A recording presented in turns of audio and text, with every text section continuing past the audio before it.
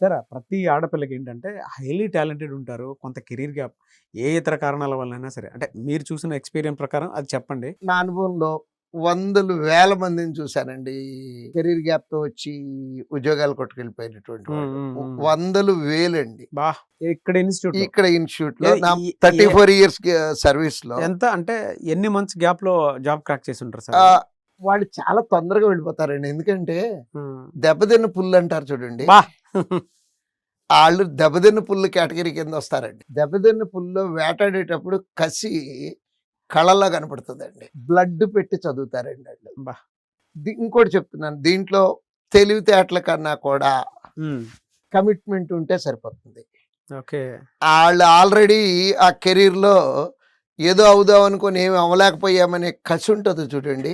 హ్మ్. ఆ కసి వాళ్ళని వాళ్ళ పనులు వాళ్ళు చేసుకుంటూ కూడా ఇష్టపడి కష్టపడేవాళ్ళు. అసలు ఈళ్ళకి ఈ కెరీర్ గ్యాప్ రావటం అనే దాంట్లో చదువుకోవటంలో నిజంగా చెప్తున్నానండి పెద్ద ఇబ్బందులేం లేవు. హ్మ్. వాళ్ళు ఇంటర్వ్యూ ఫేస్ చేసేటప్పుడు ఇంటర్వ్యూలో ఈ కెరీర్ గ్యాప్ గురించి యాక్చువల్‌గా గట్టి క్వెషన్ పడతదండి.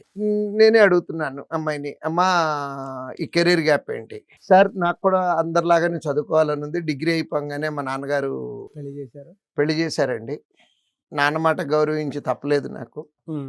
కానీ నాకు యాంబిషన్ వదులుకోవాలని నాకు ఏ రోజు అనిపించలేదు. మా హస్బెండ్‌ని, మా అత్తగారిని, మామగారిని అందరిని కన్విన్స్ చేసుకొని ఇక్కడి దాకా వచ్చేటప్పటికి ఇంత టైం పట్టింది." హ్మ్. సో, ఇంకసలు దాంట్లో ఫర్దర్ క్వెషన్సే ఉండవండి.